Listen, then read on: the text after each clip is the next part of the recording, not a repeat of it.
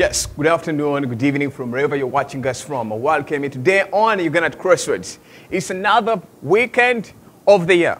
It's one of those days that we celebrate because we are living, because you are here today to join me as I also join you to have a discussion on the key things that are happening in the country today. So, last week was one of those, best weeks for me that I realized that politics of Uganda is still always, we're going to have the same kind of story, new leaders coming up, new aspirants coming up. And of course, just as we're waiting for 2021, everyone is making very tough decisions and also promises that some will fulfill and others will never fulfill at any point, any day. But this week, remember, we've seen General Henry Tumukunde declaring that he's going to stand as a presidential candidate, 2021. We already know Bobiwine, who Honorable Robert Kyagulanyi is also going to stand. We now know, again, 24 of them are aspiring for this seat.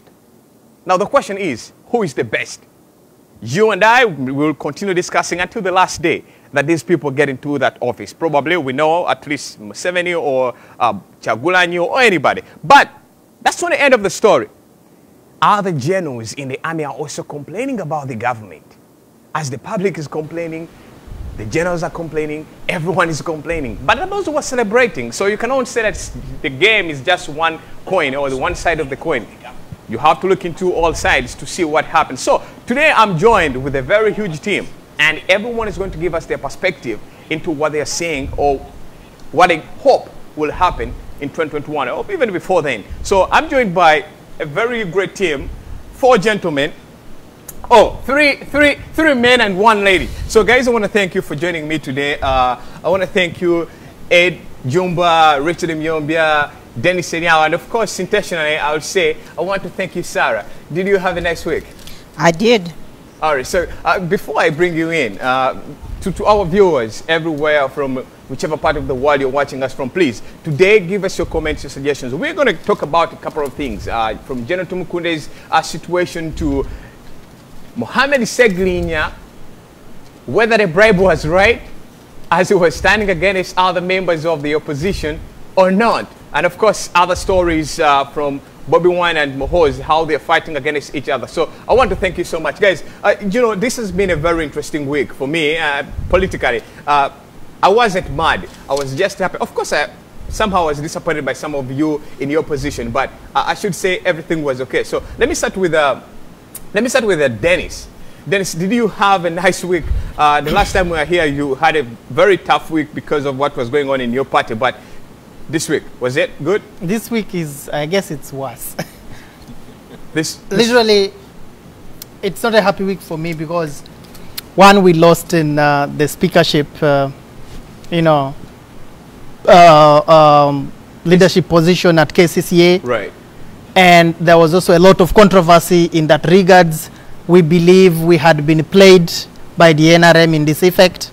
So it's not really a good week. We are trying to recover from the unfortunate. You admit that NRM defeated you. I'll come back to you. There will ostensibly believe. I'll come back to you and I'll finish up with Sarah. Jumba, how was your week politically? Not just personal life, but politically. How was it? My week was very interesting. So much development, both in terms of what is happening at home and also what happens here. I was intrigued the way Joe Biden made a recovery.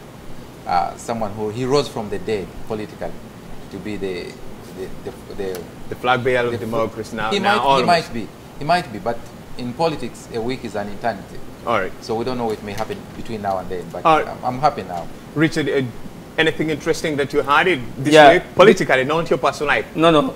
Politically, it was a very interesting week for me. First of all, I want to encourage people what happened to Uweru.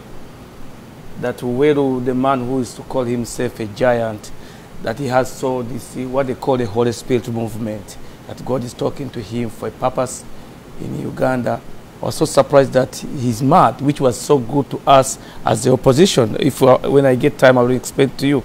The other thing was this, the son of President Museveni, be able to call Honorable Kyagulanyi and be able to willing to talk. Because now the issue is upon we as people power, which way we are going.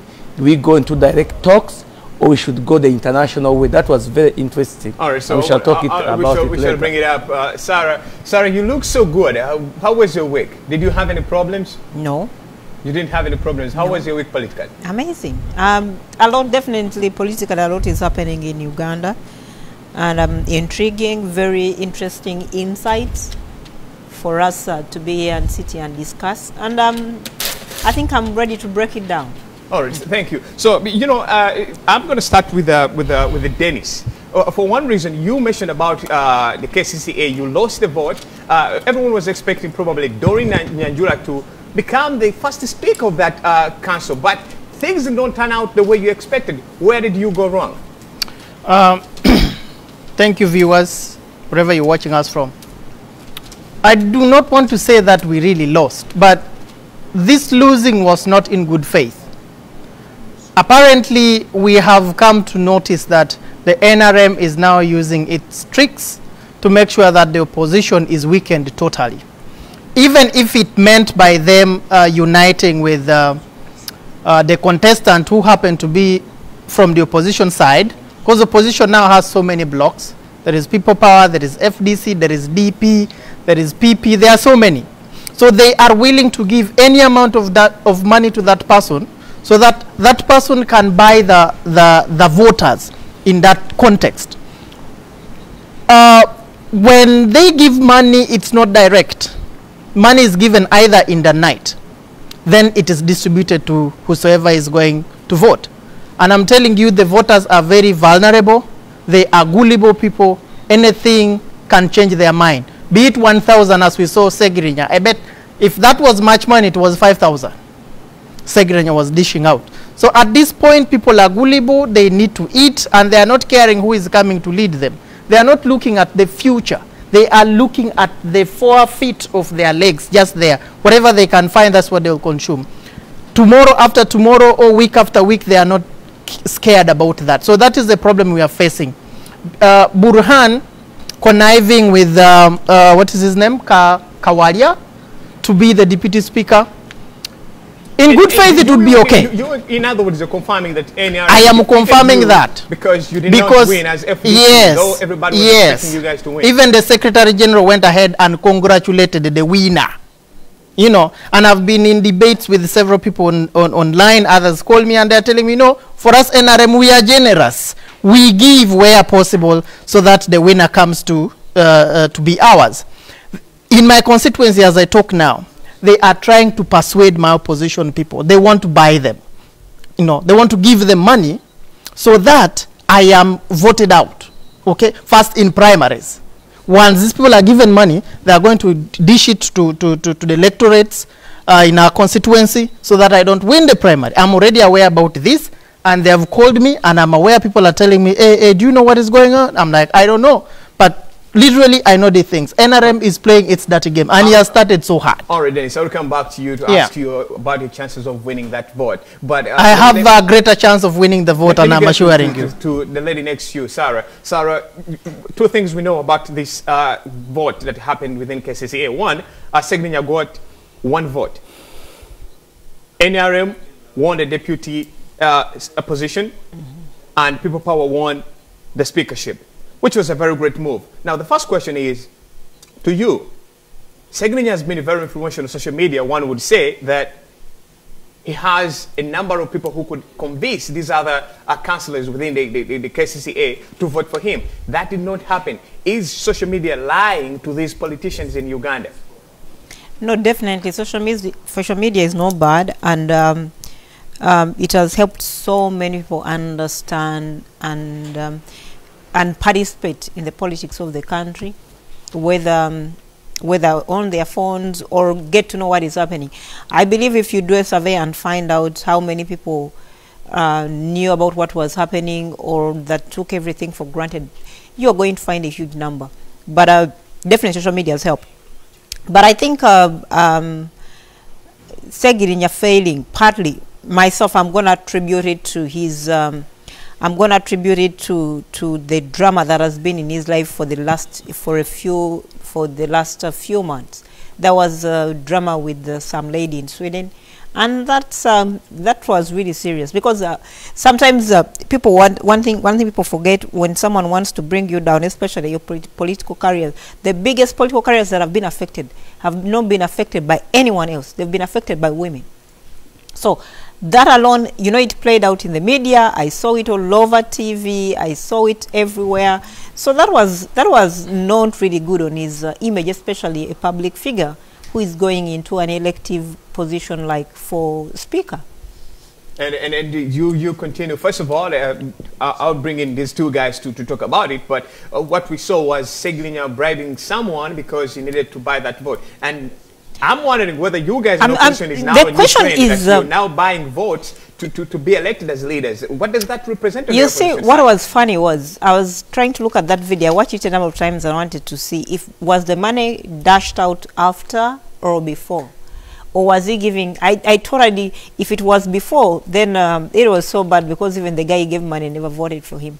I think as someone who is into elective politics, because I know at one point in time he wanted to run for MP, he needs to go back and sit down and look at his game plan. For starters, he must understand that he's done a good job on social media.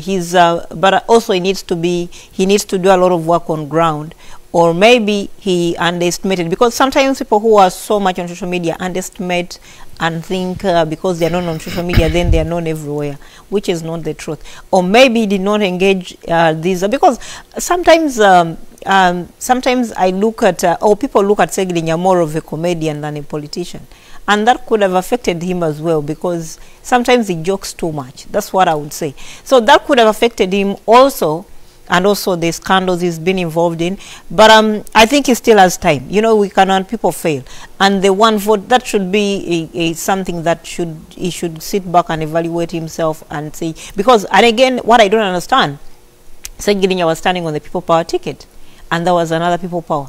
So again, this should go out for people who are going to do that, because if there's someone standing already on the people power ticket, why go in and standing in also on the same people power ticket? Because you're dividing the opposition vote. So maybe this would be also a lesson to those who think they're going to divide up the opposition vote, that there is always one winner. So just imagine if Segirinnya had supported this other guy, or maybe at some point he felt he was stronger than the guy that was standing on the people power ticket as well. So there is a lot he needs to sit back and evaluate and see what went wrong, what he needs to do better, because he still has a chance in this.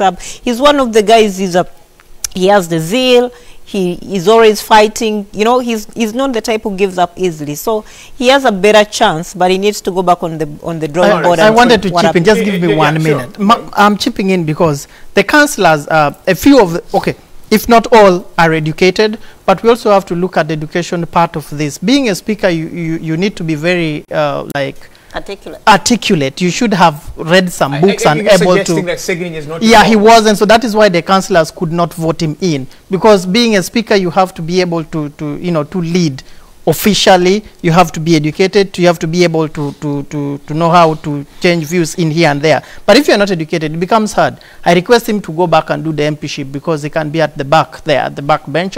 No one will force you to come and discuss in the plenary. Right. But here at KCCA, you must be responsible. You must be able to lead. You must be able to distribute whatever knowledge you have to the community. All right, sure. Yeah. Okay, so I want to come to before Richard I want to come to Jumba. Jumba, like, one of the things that I asked Sarah was, is it a new trend that you people, probably the people who have been advocating for, saying the government is so corrupt, everyone is corrupt?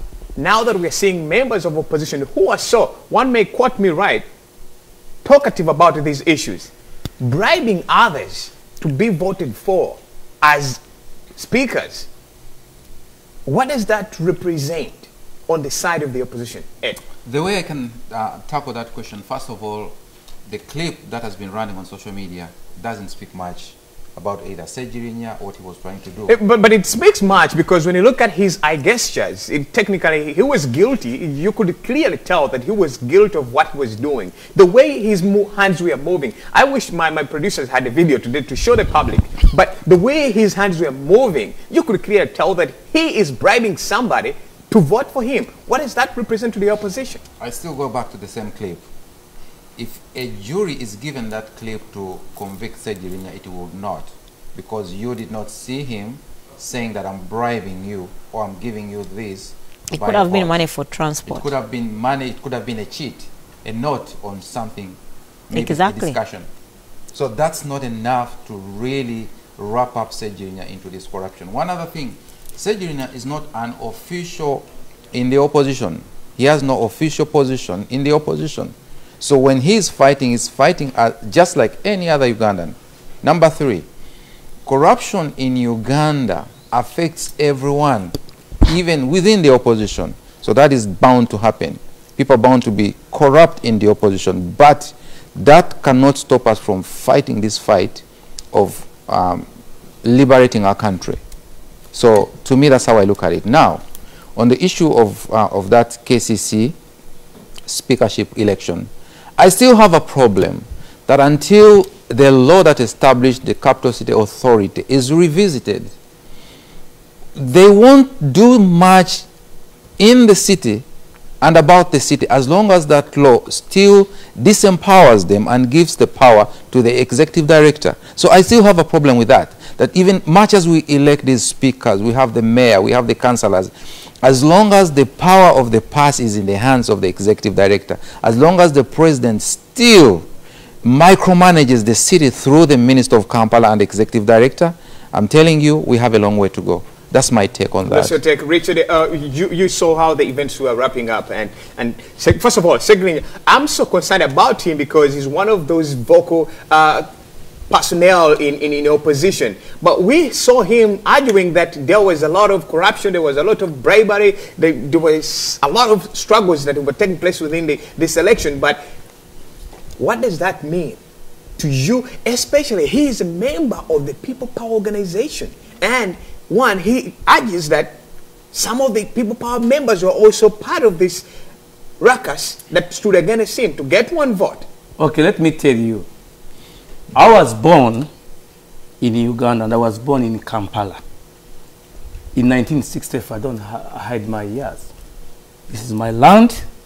This is my home. Until we solve the conflict of Kampala, because Kampala is a tale of two cities.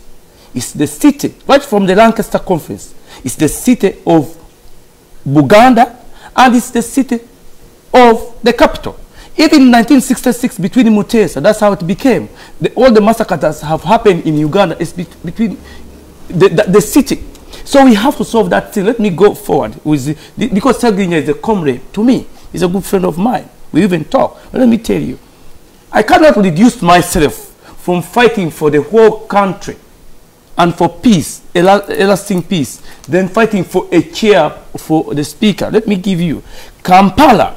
Let me give you an example. But it's the capital city of the yeah, but these things, these are the things that we are contesting for the lasting peace for Uganda. Until we solve that problem, I will fight until we solve that. I went to the bush. I did everything I did. I've been fighting for almost 40 years for that issue. Yes, let me give you an example. Yasser Arafat, when he was solving the conflict, because we are now going to solve a conflict of the country, because now the first son is trying to talk to Honorable Chagwe. Now these are issues that we should not leave behind. Yasser Arafat made a mistake. Instead of fighting for the whole country, the Palestinian land, he fought for a municipality, reduced himself to a municipality. To this day, the issue is not yet solved. Right now, the issue that are contesting for are two things: the land for the Palestinian and the city, which is Jerusalem. So in the conflict that we are going to solve, we shall fight hard that Kampala goes back to Uganda. We shall not fight for mere seat of a speaker. I'm not low to that level. This is where I was born. My father is buried there. My people are buried there. I have one of my son, my daughter buried there. So you were trying to mean that the credibility of this thing of Museveni taking the city as an authority. It was let me take you down. Let me take you down a little bit. There was no Museveni in this election. We had people. Let me first take you down, and I want to bring in before we leave this topic. I think you and Dennis will have a better discussion there. You say that Museveni is part of this struggle within the KCCA, but the question is, when you look at the presidential aspirants who are the speakers who are standing for that post, one, Segirinya, opposition; Doreen Nyanjula, opposition; Kawalia, opposition. Where is Museveni in this? No. It's look. I'm not a fool. I was born there. There's what they call a Kampala City Authority. And the Kampala City, even before the British left the country, left it in a Kampala City, not in the hands of the central government. And Museveni comes. Let me give you an example. I want to bring in Dennis, but I want to ask you the question. The question is, it's no longer KCCA, it's now Kampala City Authority. No. All these things in settlement, Kampala shall go back to Uganda. Finish. Let me give you an example. Recently, Nakasero Primary School, a land there, Otafila was caught trying to cheat from the government. Just a few plots for $10 million. Where does land in the whole city cost $2 million? Just a few plots. Because these are the issues. Everyone is fighting for Kampala. Instead of us coming, as Uganda said, look, why don't we develop the whole of Uganda the same? Look at America. Can I go from here and go to Washington, D.C., or New York, which is the capital city of this country? Is there an issue that I'm contesting for? I have a government here in Massachusetts. I have a governor here. The whole country is developed. Why don't we develop the whole country to look at the same as Uganda, as Kampala? Then we all fight and kill ourselves because we are fighting for Kampala. All right, sure. Dennis, I want to bring you in. Now, this was a post amongst the opposition. There was no NRM this time that was so serious like the way it was with Segirinya People Power, Doreen Nyanjula, FDC, and Kawalia People Power. You were all opposition. You were fighting for the same seat, and you were again fighting against each other, saying there was a lot of bribery, there was a lot of confusion. So who is to blame? You guys are standing and you want to take power, the national office, but even before you take over the national office, you still have these conflicts within these minor posts within the government. How are you going to convince Ugandans? We are ready to convince Ugandans very positively. Of course, we cannot say we are perfect all the time. There are some times when we go wrong in decision making and maybe in accepting the decision that has been made by the authorities within the opposition. When there was that kind of primaries in FDC, we had some internal challenge. Maybe most people preferred Nyanjura and they wanted to make her go unopposed, but that did not go well with the people in FDC. So it made us almost go into the second round of primaries between Nyanjura and the other people. But putting that aside, Kawalia being the opposition favorite, who has already won, was not very sure about being a people power candidate and was not sure of being a fully independent candidate. So this gave a lot of challenges to the people on the opposition side because Kawalia it was rumored that he was meeting the NRM, and that was relayed in Burhan, is it Burhan, giving up the contest for the top seat as a speaker, and he went in for the deputy speaker. So this brings into light that indeed there was a talk between Kawalia and the NRM. So you accept defeat to the NRM. Dennis, I want to thank you. I wanted to speak something. Just give me a moment. Sure. I want to reply him. He's talking about federalism over Kampala. Right. Okay. Kampala is a metropolitan village for everybody that comes from Uganda. That is our top city that everyone knows. So many people or so many leaders in Uganda contested federalism. For me, I have no problem with federalism. I only need the right policies to be put in place and agreed to by the whole country so that we define what federalism means. Because other people believe that defining federalism is only for Buganda, and they are fearing that if we give Buganda back its federal, the rest will be squatters and there will be challenges. If there's going to be a unifying federalism, it should be the whole country's federalism, where the north is federated by itself, the east is federated, the central, and the west. And after that, we can have the governorship, which he talks about in terms of region. But I was trying to tell him earlier that there is what they call devaluation. If you read about devaluation policies, it's almost similar to federalism. Only that we still have the problem that the president has more powers in devaluation. So that's where we are having a challenge. But going forward, I believe advocating for the central alone is not a good idea. It should be a unifying federalism that covers the whole country, and the division of resources to be based according to how the regions are located. So that is what I look forward to. All right, sure, thank you. So guys, I want to take you off from that, but let me bring you into the discussion between Honorable Robert Kyagulanyi and General Muhoozi, the first son of the country. Now, I want to read exactly how their debate was. It was very simple, very few statements, but they were taking a lot of information to us. So, and I will start with Sarah. So, let me start with the Muhoozi, because he released his first. Then the following day, we got another information from Bobiwine or Honorable Kyagulanyi. Now, he said, a lot of my supporters are telling me to sit down and talk to my brother, Bobiwine. I have no problem talking to him. We talked in the past, and we are friends. I just advise all the youth never to seek war over peace. I want to start with that, Sarah, before I get the response from Honorable Kyagulanyi.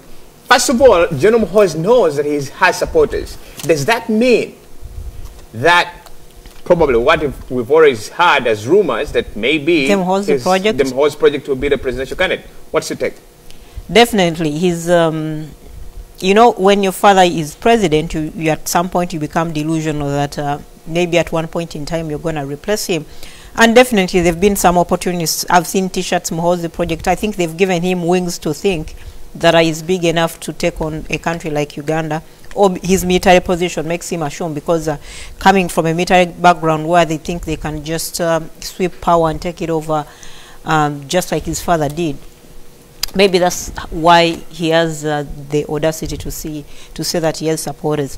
But his statement where he's saying he's advising the youth are known to take on war over peace. Yeah, because that's what his father, his uncles and aunties fought. I think that's hypocritical. So I think that's hypocritical coming from Muhoozi, especially where his father destabilized a peaceful country.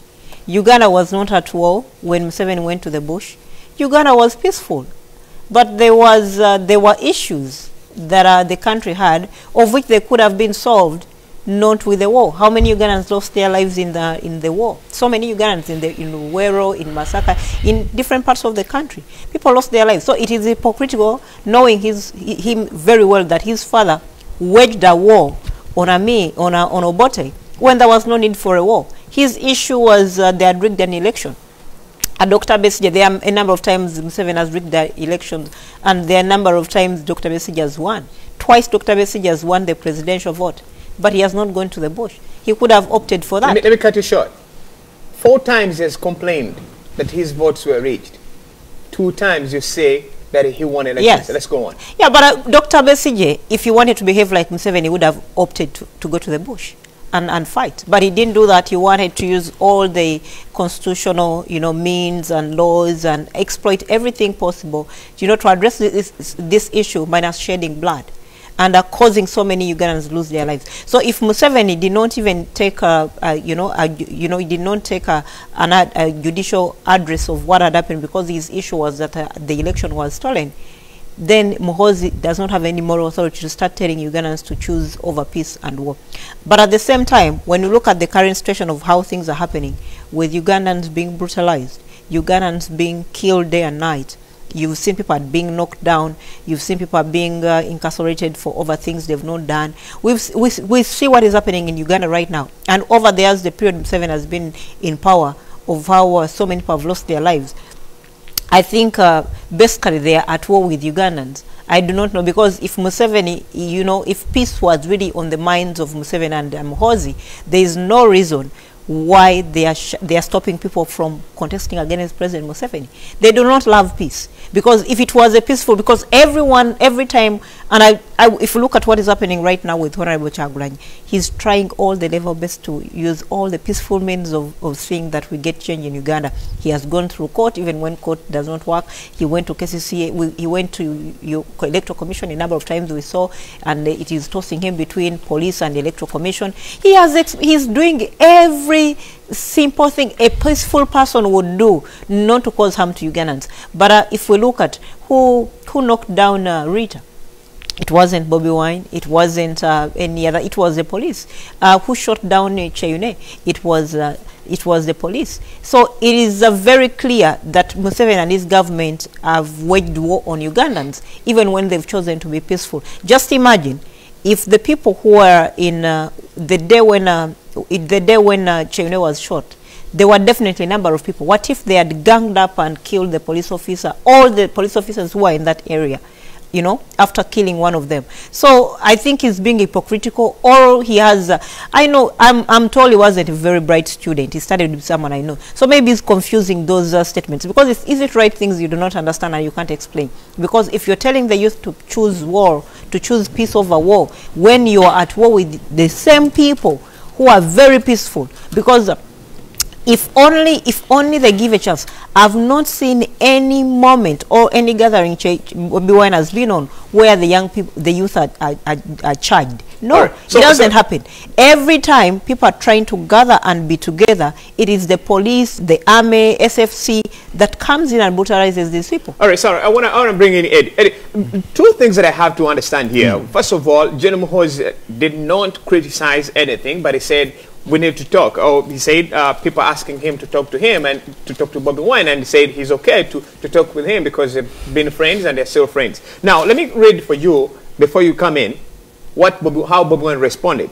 I am open to transparent talks with anyone, but before that, you and your father should stop actions that have left many orphans, widows, and torture victims. Respect human rights, rule of law.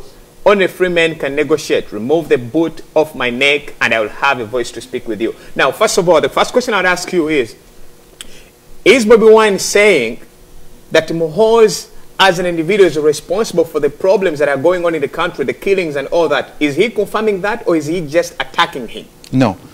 Here's the thing. Muhoozi is his father's son. The father's been in power for 35 years. Muhoozi is the presidential advisor on security. So Muhoozi, now...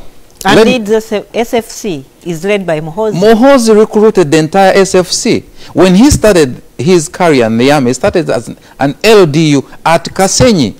And people complained the way he was transcribed into the army. Then he ends up being promoted on steroid. Now, let me go back. This young man, Muhoozi, when he was in Sweden eating hamburgers and sausages, my generation were dying and being recruited by his father in Ruwero. That's where I'm born. They were recruiting Kadogos, his father. Now, let me go to that statement where Muhoozi said that the youth should choose war. I mean, should choose peace instead of war. Right. Muhoozi is trying to say that when you oppose your father, it's war. Actually, he's delusional. He has to go to Tabika Hospital and be checked out, because no youth in Uganda today are waging war against NRM. The NRA has been fighting. There have been a common denominator everywhere. There has been violence since 1981, be it in Uganda, be it in Rwanda, be it in Congo, the northern part of Uganda, in the eastern part of Uganda, in Kasese. Muhoozi's father and his army have been responsible for the death of Ugandans, for the death of people in the Great Lake region. So Muhoozi and his father have no moral authority whatsoever to preach peace to us or to any other people in Uganda. Right now, Bobiwine's driver was killed by SFC soldiers in Arua. Bobiwine did not go to the bush to fight them. We've seen our kids being killed, as my sister said, by the police and the army. So who is fighting who?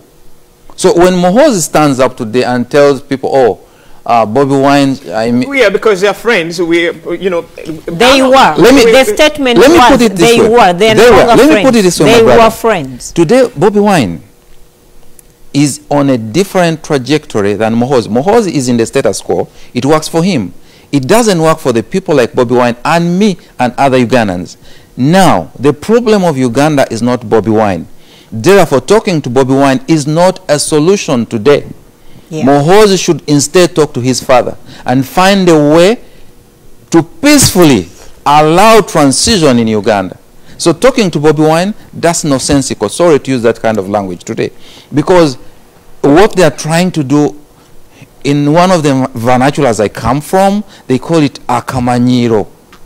Because today, Ugandans are yearning for change, peaceful change from Museveni and his cronies, so that we don't shed blood again.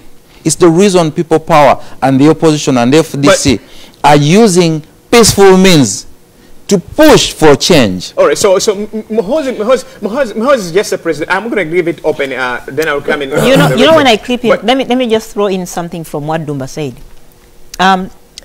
First of all, you should understand Muhoozi looks at himself. Muhoozi knows very well he cannot even win an election against Bobiwine. Muhoozi looks at himself as someone, either he's going to do a coup d'etat on his father, or he's going to be, you know, sometimes they look at Uganda as a monarchy, where it is going to be transferred to him. Previously used to say, members in the opposition used to say Muhoozi doesn't have supporters, and he clearly doesn't have supporters. He has supporters. If Muhoozi has supporters, 2021, let Museveni, let Bobiwine run against Muhoozi. Let Museveni, let his son run against Bobiwine, if Muhoozi has supporters. I want to talk later about that communique that was issued out. I hope he was just talking like any other person, just trying to express his views, but not in real terms as requesting a talk with Bobiwine. Now he's into it. The public has forced him to make sure that whatever he spoke the other time is now on a white paper. He should be able to talk to opposition or Bobiwine right now, because in Bobiwine's reply, it looked small, it looked brief, but was very broad. He explained almost 3 or 4 things. You know, why are you putting your boots on me? Tell your father to stop this and that. Thereafter, we are able to talk freely. Well, but before you continue, well, somebody may say that maybe people have been arguing or telling Muhoozi that maybe you have grudges with the Bobiwine, and he clearly came out to tell the public, no, I have no problem with him. He's my friend. We've talked before, and it's just justifying that could be so. That could be so. Not fight over and over. I am not denying it. That could be so, and I would be glad if those were presented before his desk, so that he could be able to talk to Bobiwine and the opposition at large. Going forward, I wanted to say that Muhoozi represents the allegiance, you know, to the people of Uganda. He does not have supporters. He's not a councillor. He has not vied for that position to be elected into that. He's not an MP. So there is no way he can tell us that he has supporters. He doesn't have supporters. He's just a civil servant like any other person. What I can only say that him and his father, because he served in this military and is still the advisor, presidential special advisor to something on security, these are the people who are maiming Ugandans. They are the ones who are causing harm to the people of Uganda. We are having orphans day by day because of these people. So for him to come out and say that Bobiwine should choose, or the youth should choose peace over war, is a wrong statement. They are the ones that are putting war onto these young people. That is why people are dying day and night. So I am asking them politely that let them be secure for themselves for the future, because they are not going to stay in power forever. Let them forgive us. Let them stop these issues of fighting us, of killing the young people. Richard, I'll bring you in. But before you come in, first of all, I'm going to ask you the same question I asked Jumba. Muhoozi was very polite and simple when he was sending out the message that he would like to talk to the friend, a colleague they've been with for some time. And Bobiwine's response is kind of like an attack to him that you and your father should work on ensuring that we stop actions of actions that have left many orphans in the country. Isn't that an attack of someone who just said, oh, well, yeah, I would like to talk to him, and you respond by, you and your father should stop this? Isn't that an attack to General Muhoozi? Let me explain. I'm going to go slowly because I have emotional issues. Let me tell you, last week we discussed some things here, and we said that the government of Uganda, Museveni and his children and his son are in a fix because of all, even the party, of all the crimes they have done to the Ugandans. They have looted the country, they have divided their country to themselves, and they have left no room for the Ugandans to breathe and to eat something. True. This is a conflict that we are trying to solve. Now, we propose that now is the time to talk. Now, where they saw the opportunity that now we can talk, what Muhoozi is trying to do is what they call a preemptive in war. Preemptive, because when I preempted this man and tell him now, I'm ready to talk to you, and he thinks that Honorable Chagwen is so cheap and to this level that you can just call him and take him to Munyonyo and sit down like the way he has been doing this. His father has been doing this. DP people coming at 8 o'clock in a meeting, their inter-party organization, I don't know how they call them. Honorable Chagwen is not that cheap, and he's a very smart guy. He represents all the people of Uganda. What we have to do, what they were trying to do, let's call him and preempt it on our terms of where we are going to give him power. Like exactly what this man said last time, who the one who has one eye, Tumukunde. Come on our side, we show you this is mine, this is mine, this is mine, don't touch. You go to the seat and eat whatever you can. Honorable Chagwen is a true freedom fighter. Now let's talk about the key issues here. Before they talk, Honorable Chagwen, we must tell him and ask him politely. Ugandan conflict to be solved is no longer a Ugandan conflict, it's an international conflict. If we are supposed to defeat Museveni, Museveni is very clever, and his son, they're all thieves. They have never honored an agreement. I'm going to begin with President Lule in Nairobi. The agreement was never honored. Binaisa, this Kiseka, after the death of Lule, the agreement was never honored. The Nairobi Peace Conference, the agreement was never honored. The only agreement Museveni has ever honored is this man of northern Uganda, this Obote. No, the one of Moses Ali. Is it Moses Ali? Oh. When the gun was on his side. You have to put him on pressure. That's where he will agree for anything that you have agreed on. Now we are asking Honorable Chagwen politely, let's go in the international community. What we want for him, Honorable Chagwen, is to write down the following things, what they call the declaration of principles, like Israel. The first thing, the election, the issue of an election in Uganda, it must not be conducted by the current regime, even if they make reforms. It must be like Ivory Coast. Even last week we said it must be like Ivory Coast, where the United Nations comes in with its electoral commission and arranges and supervises the election in Uganda. That's number one, on the declaration of principles. The second thing, there has to be 2 elections. The one for presidential and parliamentary election. The second one has to be the referendum to break up the constitution that Museveni made and tied up the country. Because Honorable Chagwen is not going to come and rule over the same constitution that has put Uganda under the same circumstances for 34 or 35 years. Bottom line. Can I say something? What are the chances? I was giving my statements here, because now I'm making a statement. A peacekeeping force in the country. Because all the military belongs to one man, Museveni and his son. We need a peacekeeping force, not African Union. No, we want the United Nations peacekeeping force in the country. Scholars will say that you're providing room for Western. No. This should be in the declaration of principles. I want to go let me just chip in and add in a little something little. From the statement of Muhoozi, they seem, and this has been also, you know, if you've been following President Museveni, he almost sounds the same like his son. For them to always think, I remember when Dr. Besigye was contesting against Museveni, Museveni made it look like Besigye was the problem, and forgetting that the problem, Besigye was just representing Ugandans.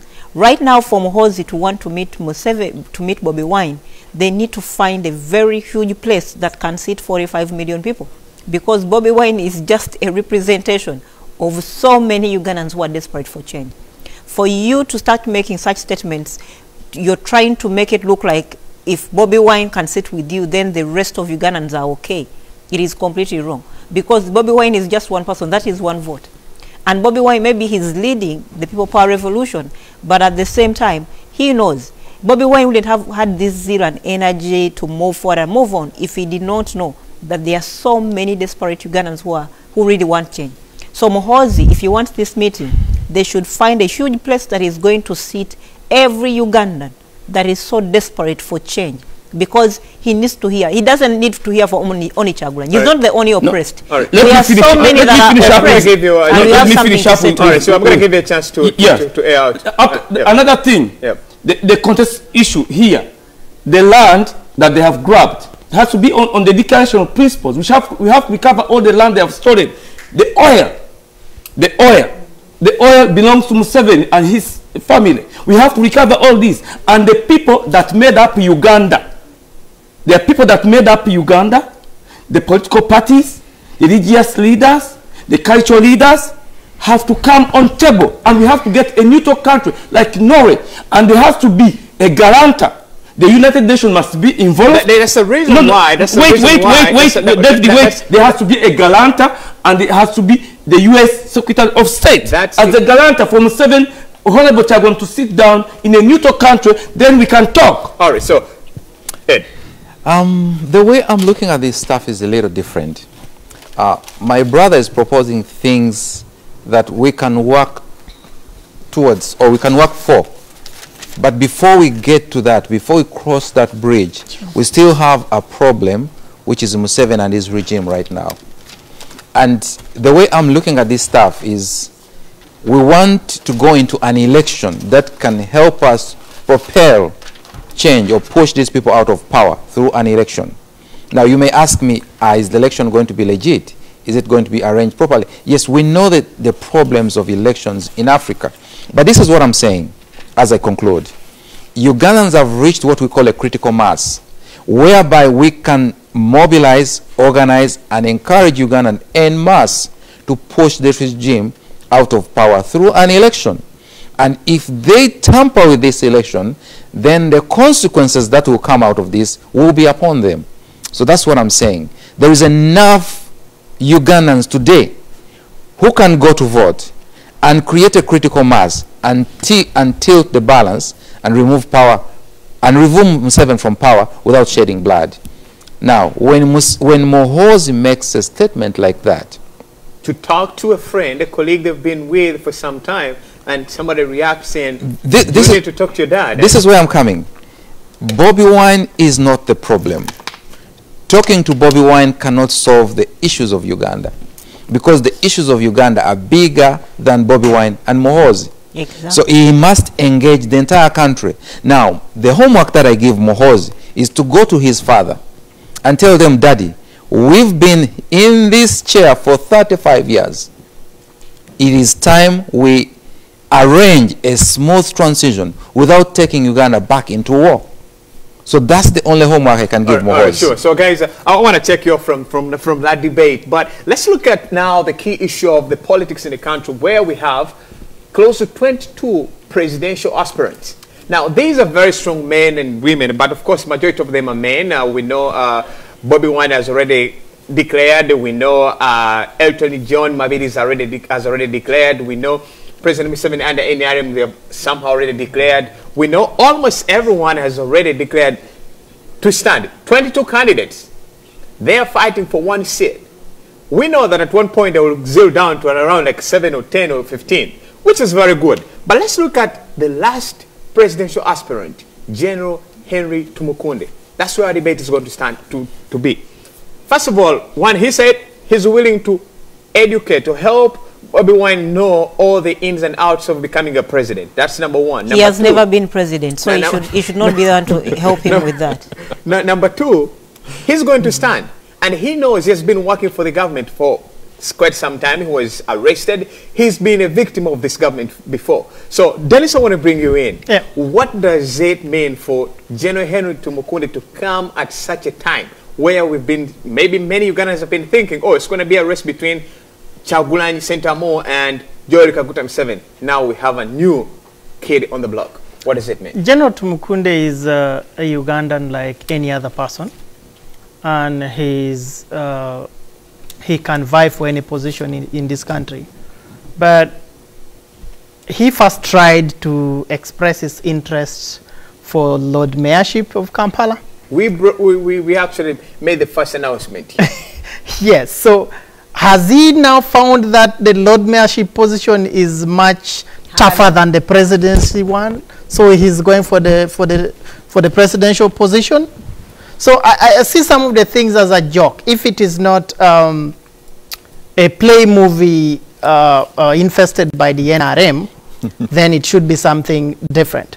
When Amama Mbabazi came into play, by the way, Amama Mbabazi came like real opposition, and he confused the TDA totally, where the opposition members got confused. People went left, right, and center, not until it came to the last moment, and Amama Mbabazi was nowhere. Was defeated. Leave alone being defeated. But it made us in the opposition get to know the reality on ground, that we do not just accept anyone as an opposition into your camp, because some of them come to disorganize you so that you lose your grip, then later on they go back to government. Now, you can see how he's in bed with the government. I do not disagree. In politics, you can go back to wherever you came from, or to the left, or to the right. That's okay. But that would only be good if it is what the country practices. This country practices something different. If you are an NRM, you are an NRM. If you try to grow to opposition, we fear you first. You have to be in the periphery before we accept you fully. So Tumukunde coming into this thing is not new. You said there are about 20 others are jokers like the Mabirizi and the rest. They want to show their faces. The Ugandans who have the right to stand as president. I already said they have the right, like Tumukunde has the right. But let me take you back. Tumukunde was one of the guys who fought Amama Mbabazi so hard. At one point even landed his chopper where Amama Mbabazi was having campaign. So meaning he works totally for the dictator, the president of the country, Museveni. Two, these are the people who are grabbing land left, right, and center. And you cannot come and try to express your interests, showing your good side of your deeds on TV, yet you have the most worst side hidden behind you. First go clear the other problems, then come to the people and say, now I have cleared these problems, I'm ready to lead you. Then secondly, I think we should look at what is he focusing for in this presidential bid. Is he trying to look for his benefit alone or for the country? The way I see this, Tumukunde is fighting for the side of Janet Museveni, because these people have been having insider problems between the camp of Janet and the camp of Museveni. So he's trying to show the president that I am ready to stand for this camp.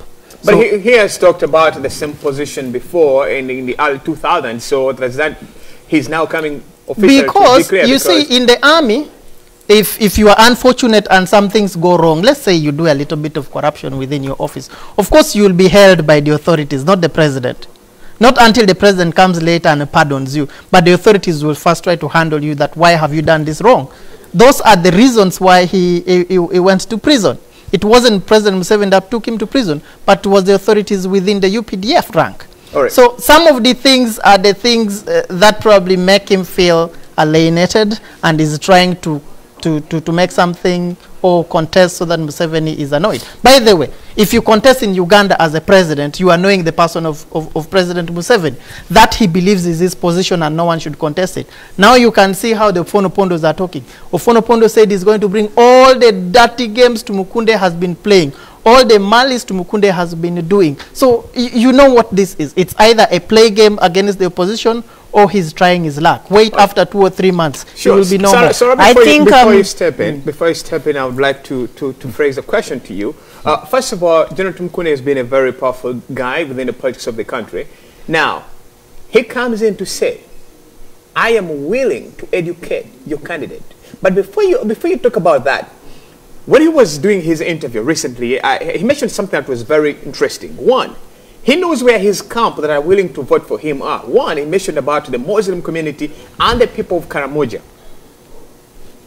Where do you see people power? Because if the Muslim community is already taken by General Henry Tumukunde, then that means from people power's perspective, first of all, remember 1 million of your voters, potential voters, are not going to vote. Number two, he knows the Muslims are going to vote for him. Where you left as people power? Which Muslims is he talking about? Because the last I've heard, there was a sheikh that was gunned down. Do you know how many sheikhs that have been gunned down in Uganda? 27, actually. 27 sheikhs have been gunned down in Uganda. And what has Tumukunde done? I've not seen Tumukunde address any Muslim community about the killing of the sheikhs. Do you know how many sheikhs are in Luzira? What has Tumukunde done? So let him not deceive himself. By the way, in this contention of presidency, for me, I see Tumukunde as a passers-by. He has been paid by President Museveni, and you see what is good. The toughest period of time he's going to have is now, because Ugandans are so awake. Ugandans do not have time for nonsense. He has come on with this nonsense, and people don't have time for that. I'm really so disappointed. I was even not disappointed. I was annoyed when he was talking about educating Bobiwine. A person of Bobiwine's stature and caliber has a lot of integrity, of which Tumukunde does not have. In fact, if there was anyone to school anyone, it is Bobiwine that is supposed to sit down his father, Tumukunde, to educate him about having integrity, to educate him about honesty, to educate him about so many things. So many people have lost their lands in the hands of Tumukunde. And you want to lead the country, you've been stealing from Ugandans. He doesn't have any moral authority to educate anyone, because himself, even in the capacity where he led the army, he stole from the army. He stole from the soldiers. He created ghost soldiers. So he has no capacity. Even in a small entity like the army, he failed it. What is he going to do to Uganda? He's going to fail Uganda. He created ghost soldiers. And again, when I hear people say he was taken to prison, where was he? Was Tumukunde in Luzira? Tumukunde was held in Kololo with VIP treatment. If someone is held in Kololo, he sleeps in SC, he has a fridge in his house, he sleeps in a bed, that's not prison. Because if Museveni wanted to punish Tumukunde, it would have been in Luzira. He would have been in Luzira. Tumukunde has never stepped in Luzira. If I'm lying, let me bring in this. I wanted to ask the same question to these other guys, but let me bring it to on your side. NRM members are already scared of Tumukunde. Are your position also scared we are of not. Tumukunde? We are not. NRM are scared of Tumukunde because, you see, for them, everything revolves around, and I don't even think they're scared of him, because for them, they are military, everything is military. For Ugandans, first of all, we've been disappointed by the military rule. There is nothing new Tumukunde is going to bring to the table. In fact, of all the people, if Tumukunde wants to get into this race, he's going to get the worst votes. He's not going, because if you say he has votes with the Muslims have been killed left and right, he has not done anything. If he says he has votes with Karamoja, it's one of the poorest regions of Uganda. So what has Tumukunde, just tell me, what is his political muscle? What is Tumukunde going to tell Ugandans that he has done to improve their lives? When he was in the army, he stole money from the army. He stole money from these poor army officers who don't earn even more than $200. He stole money from them. So his credibility, there is nothing. Apart from, I've heard him say people power should join him. We do not want Tumukunde. By the Tumukunde, we don't want him in people power. We would have said Tumukunde join people power. We do not want him. Because Tumukunde joining people power, it is getting a rotten tomato and put it among the good tomatoes. We do not need him, because he's one of the most violent people. In people power, we are preaching non-violence, and then you bring in the likes of Tumukunde who are violent. He just wants people who are non-violent, peaceful people to be killed. We do not need him. Tumukunde, it's about time he retires and rests. We don't need him in people power. He better stays in movement or find something better to do. We do not, we're not going to, because I said, I heard him say people power should join him. We don't need him. He's completely because when you want people to join you, you look at what is their political muscle. What are they adding to the table? Tumukunde has nothing to add to the table, because we would have said he has a backing of the army, but he stole from the army. Those guys don't like him. He stole from them. When he says he has the backing of Muslims, Muslims are being killed left and right. Where is Tumukunde? When he says he has backing of people in Karamoja, it's one of the most poorest regions. People still walk naked in Karamoja. That's where they are stealing gold. So he has no political muscle. He has no political muscle, and we don't need him in people power. Richard, let him stay where he is. Richard, the first question is, which gives Tumukunde credibility, is most of you in the opposition over the years, especially you who are partly part of FDC and all that stuff, you say Tumukunde was against your candidate. He fought against a guy who was against your candidate, General Karikahura. He put him down until they were both removed out of their offices. And police somehow today is a little bit lenient to FDC candidate and other opposition leaders. So, isn't he the right person to come and put security in order in the country? Now that we've been complaining, oh, people are being killed every now and then. He has come out, he fought against Kaihura you never liked. Every time you're complaining about him, a new guy is here, and one, you're scared that he's going to take the seat or even divide your votes. Okay, let me be fair from you, David. Let's focus on things that are going to save us as people power to get into office. Let me tell viewers that are listening to us tonight and tell them that we must be serious of what is going to happen. These people, the reason why Tumukunde is entering this presidential race, everyone knows it, is to save his skin, the first family, and whatever they have looted. Because the question is, where do we go from here? Because they are not so sure, because the time is running out. That's why they are bringing him. If Bobiwine takes over office now, where do we go as first family with all the money that we have looted, with everything that we have taken? They don't want to go into exile. So they bring in Tumukunde to be an intimidator between the two. Because what Tumukunde is going to fight for and the army, because I heard his speech very well on the television, he was calling on the army, because the army is divided into two. There's what they call the SFC, and the old army, the NRA. The president should have gone into the old NRA if Honorable Chagoni had not come. But now no one knows where they are going to be after they come to office. So now what are you telling me? We, the people that are in the international community, in the diaspora, must wake up now and look for international support, because what is going to happen in Uganda, if you're not very careful, they are fighting for a draw. They are fighting for a draw. So that when negotiations comes, they have the upper hand in negotiations. As many people as possible can enter the presidential race. But I'm going to give you an example of what happened in South Africa. They said that in the transitional government, every person that gets 5% and above will go into the transitional government. Let Tumukunde come in an open election. If he doesn't get 5%, he will not go into the next government, because that's their trick. But that's he wants to go into the government to save all the land he has stolen, all the wealth that they have taken from the people of Uganda. All right, so Richard, Jumba, quick question. Number one, I have two questions for you. Sure. But number one is he trying to protect himself now that the government is taking away all his guards? Of course, they've already taken away the guards that were protecting his premises and everything. Is he using this as an alternative to keep himself in the public, so that he's not killed? Before Jumba answers this, let me just throw in. In a country that is peaceful as Uganda, because that's what they claim, why is he having guards, for starters? He's a general. For what? No, he's a general, yes. But why is he having security in a country that is peaceful? All right, Jumba, your take. Okay, this is my take on Tumukunde. First of all, Tumukunde right now is trying to to make himself relevant, because he's really irrelevant right now. True. The NRA, UPDF, and the government have thrown him under the bus. Now he claims that he wants to school Bobiwine. First of all, let's see. Let's look at Tumukunde. He mentioned the key areas. He mentioned so many. Those are security and all the things. And my brother Senyon said sometimes even a dead clock can be correct twice a day. So Tumukunde mentioning those things, even the devil can mention them. Because when you read the Bible, the devil promised so many good things to Jesus. But before going there, Tumukunde, one, he has no constituency. Be it in the army, like my sister said.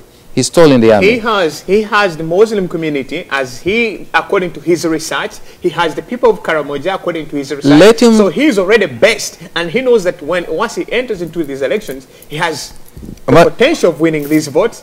Now, of course, you guys have already reduced your votes. My brother, Karamoja today, its best and brightest, the kids are on the streets of Kampala begging. And whatever is remaining in Karamoja is being swindled away. So what are they doing for Karamoja? And Karamoja is the place what where can they show for Karamoja if really he has a constituency in Karamoja? Number two, Tumukunde, as a former security minister, as a former spy, as a former officer of the high command, when you look at the nature of crimes that have happened in Uganda, and up to now, high-profile crimes have never been solved. Chirumira is dead. All these other guys were gunned down, the Muslims, Abiriga, and so on. We don't have any statement whatsoever, any investigations, credible investigations that has been done by these people. So even the claim of security, the very reason, there is none. The very reason why he needs to stand as a president to bring out all this evidence. He failed. He failed. Let me come to this, my brother. Right. Tumukunde to think that the only way to contribute towards Uganda is by standing as a president. That's that's not right. I don't want to use it, BS. Yeah, total BS. that's total BS. If he wants to contribute to Uganda, the first thing he has to do is to apologize to the country. He has to come clean. And bring back our land. And he has to come clean. Look at his records in Kayunga area with the land and his neighbors. Look at the records in the past where he had to beat some people whose cattle happened to cross path with his cattle. These guys were beaten. Look at Tumukunde when his son stood for election. He was even he was injured. This is a violent man. So this violent man now wants us to tell us and to preach to us that he wants a better Uganda. Really, after 35 years and 40 years with Museveni, now he's telling us that Museveni is not a good man. That's hypocrisy, one-on-one. Mukunde has to go back, apologize to Ugandans, and disappear away in oblivion. We don't want to see him again. So Uganda deserves better for these guys to be in history. You see the funny thing, David? One of the things I would have loved to hear from Tumukunde, him saying he has support in the West.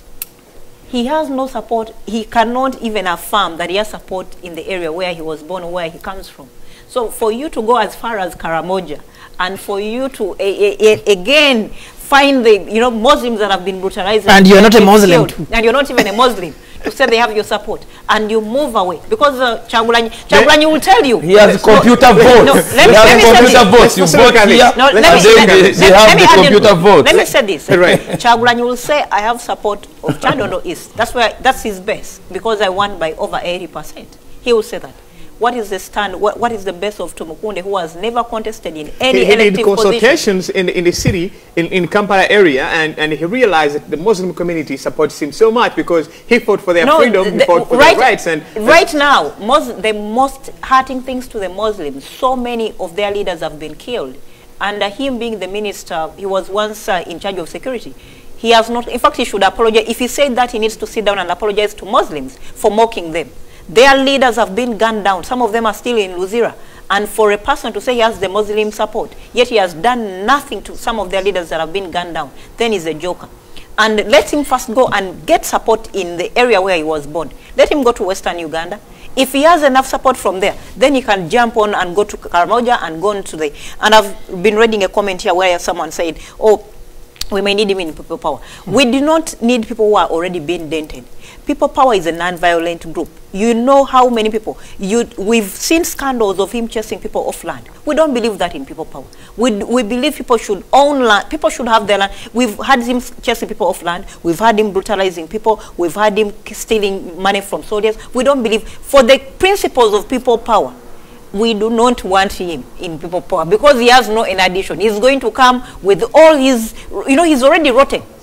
And how do you start telling people you're not violent when you're welcoming people who have blood stains on them all over them and joining part of you? He needs to disappear in oblivion. Let him apologize. Basically, you should use this time to apologize and say, Ugandans, I'm really sorry for all the wrongs I've done. I'm sorry for the money I stole from the soldiers. I am sorry for the people I have hurt and chased them off their land. I am really sorry, and let him disappear. But we will forgive him. All right, so let me bring this open now. We have 22, just as I said earlier, 22 presidential aspirants. Now, 22, so far at least those we know, are all almost against one candidate, Museveni, who is in office right now. Now, the big question is, Are these going to divide the votes of the opposition? Which means that if probably 22 stand, the potential voters of People Power may be extremely divided. Where do you see Honorable Robert Chagwenya? I want to start with the Dennis. I still, I see these aspirants as people who are trying. You're calling them jokers? You put it right. They're just trying to joke around or try to show their face that they should also be seen. But leaving that aside, dividing voters being divided is not a problem to me. My challenge is if the opposition are not united. I call for this unity all the time when I'm on TV like this. I need the country to understand that unity is very strong on the side of the opposition. Without it, there is no way we are going to beat Museveni.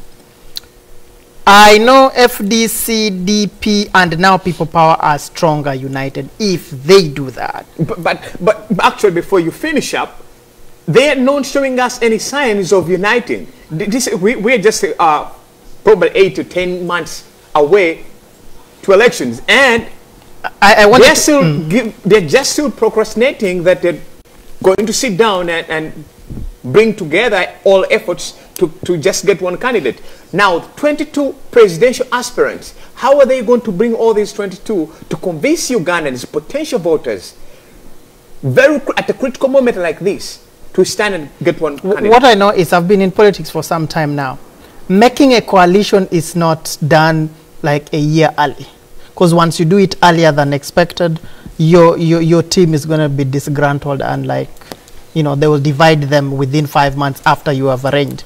So I believe that if we are left with about 4 months, that is when the coalition can be made and very strong. And it will take time for the government to come and infiltrate you because the months are very few to election. So I still have hopes that my leader in the FDC, Patrick Amuriato Boy, and his team are going to work on this maybe 4 months to election. Because right now, I know it's not being done, but I also guess the People Power team headed by Robert Chagulanyi are looking at this as a possible opportunity to win the position of the presidency. Going forward, I urge everyone who is on the side of the opposition that let's try to work out ourselves. Let's try to unite. Even if you are with the DP who is on Mao's camp, as long as you know he's going to vote for the opposition, try to bring those people together. The Mao's issues will be sorted later, but the people should be united. Once we are united, the leaders also will be united. Once we talk as one front, the leaders will be united. When these guys were being gunned, okay, when the People Power youth were being gunned down, I really felt so bad. But if we were united as a team, because FDs, we also have a lot of people out there. But sometimes we fear to just go and fall in something like a fly. They will ask you, where are you coming from? But if we're united, we would team up, and this thing people are saying, well, walk and we disorganize the government. It can be done even just within 2 days. Sure. But we need that unity. Sarah?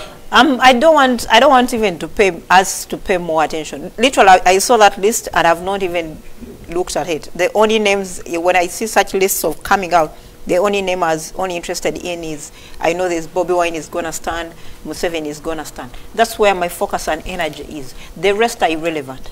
I know some, by the time we get to maybe before the election, you're going to find it's going to be half of it, or maybe 7 of them will end up on the ballot.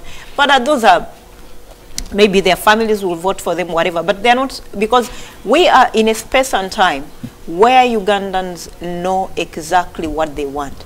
If you look at Uganda's politics from 2016 and before, Ugandans did not, people, at that time people thought, oh, maybe Besigye was fighting for himself alone. But now we are in a space where Ugandans are now so much aware that, if you do not be part of this, it is affecting you.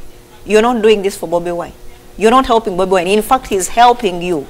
Him coming up and making himself the face of the revolution and making himself that he loses so much. He has lost his businesses, he has lost his, he's doing you a favor. I was telling someone the other day, Bobiwine is doing Ugandans a favor. They need him more than he needs them.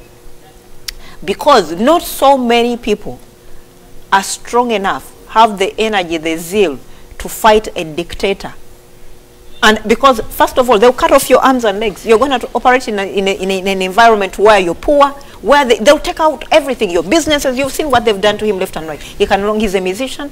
He can no longer perform. So he needs Ugandans, because and you've seen Bobiwine coming out and not having any military background, not being part of this group of people who every time they speak of we are military, we fought and all that. It has helped Ugandans so much, and you've seen the zeal and energy so many you have picked up because they are seeing someone of their own. So we are at a time where people should understand, or people know, that we need Bobiwine more than he needs us. Because at this point, if we want change, yes, we need someone to stand on the front, but at the same time, we need to give him all the support he needs. So the rest, I'm not going to pay so much attention to them, because they're not the problem of Uganda.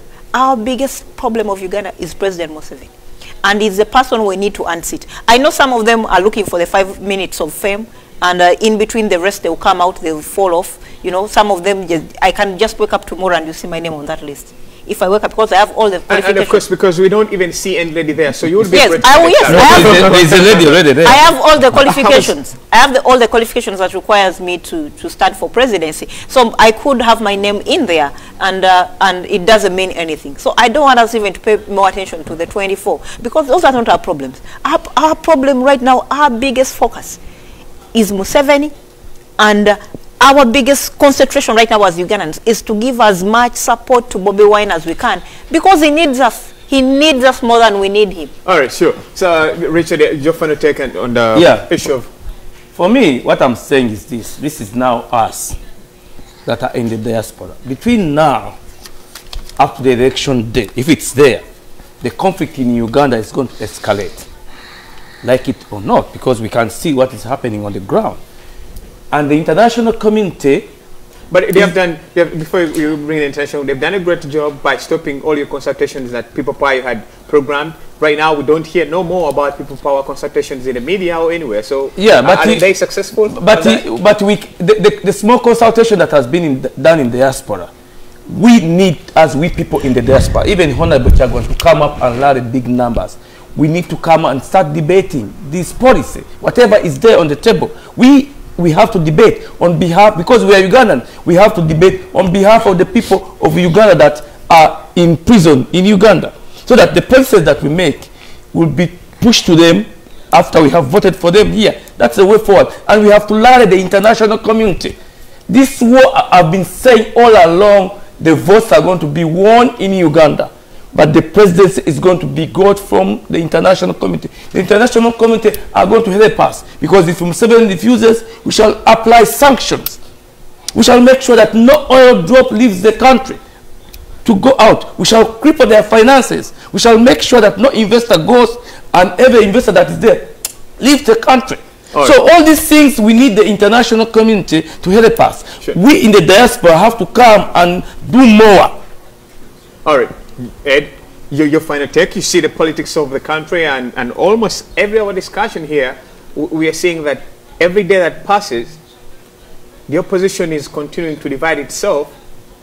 People Power's numbers are reducing, and NRM is celebrating, because now you're fighting against each other. But before you guys finish up, let me finish up with the issue of General Sejusa, when he said that they are also scared of their lives. They cannot drink water when they go to high command meetings.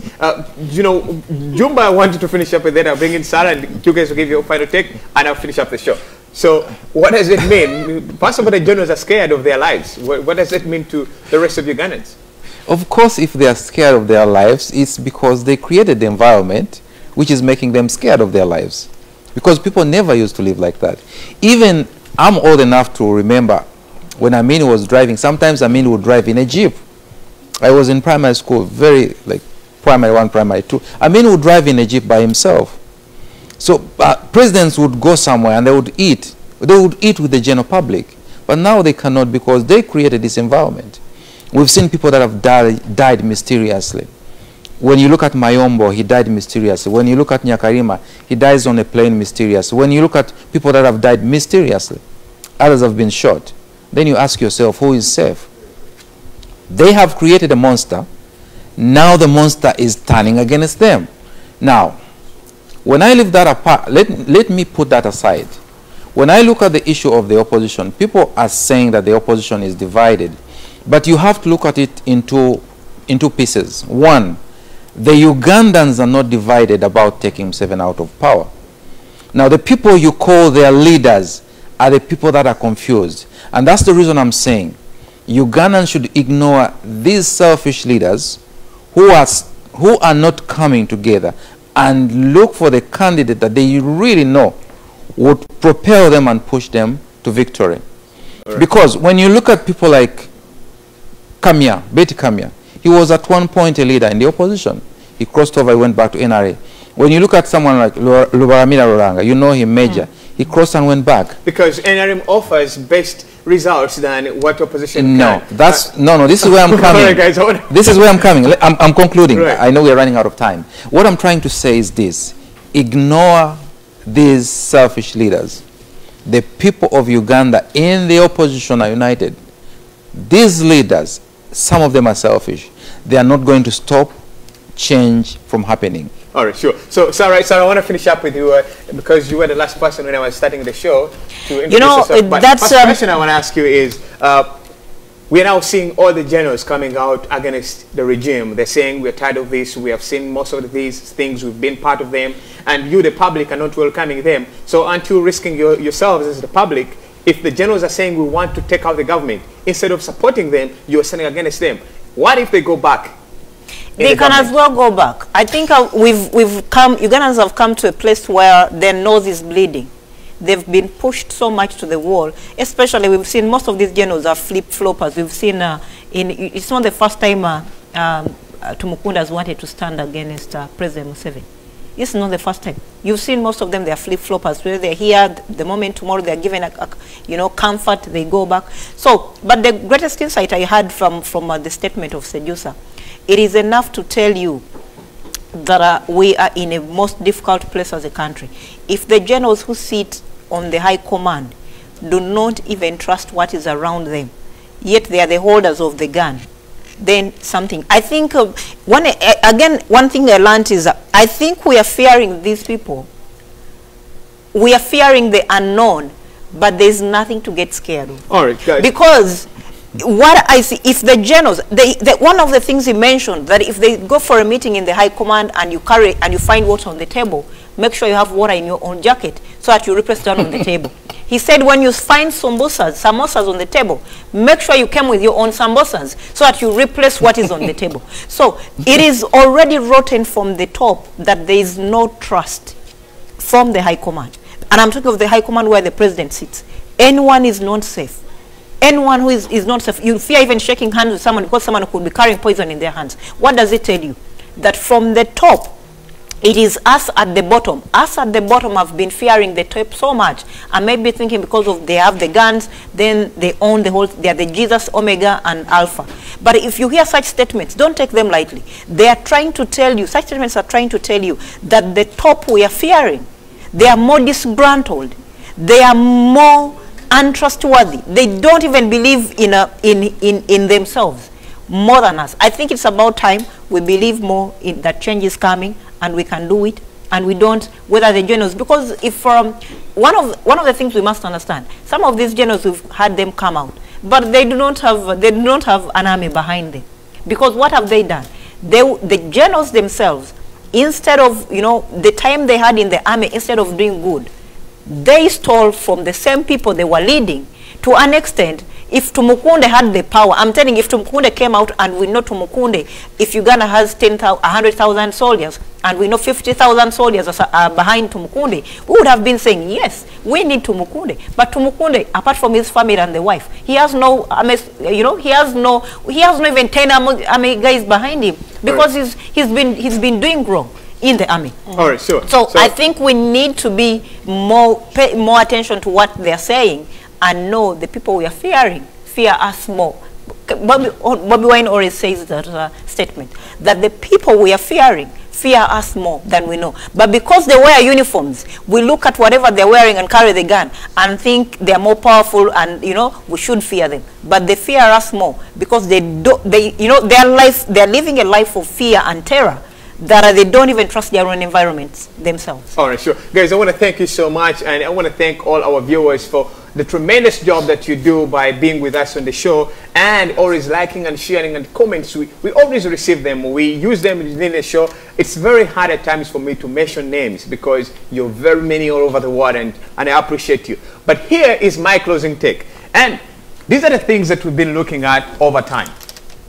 There are certain ways that we've been maybe discussing and sharing ideas or things that have not changed within our lives, and most importantly, the way we take our arguments. So we always break down and suggest that maybe at one point or one area or one suggestion that we see things, maybe a day will come when changes happen. But I want to give my closing take on the issue of General Tumukunde and the other generals who are coming out every single day to talk about the new ideas, the key things that happen in the country.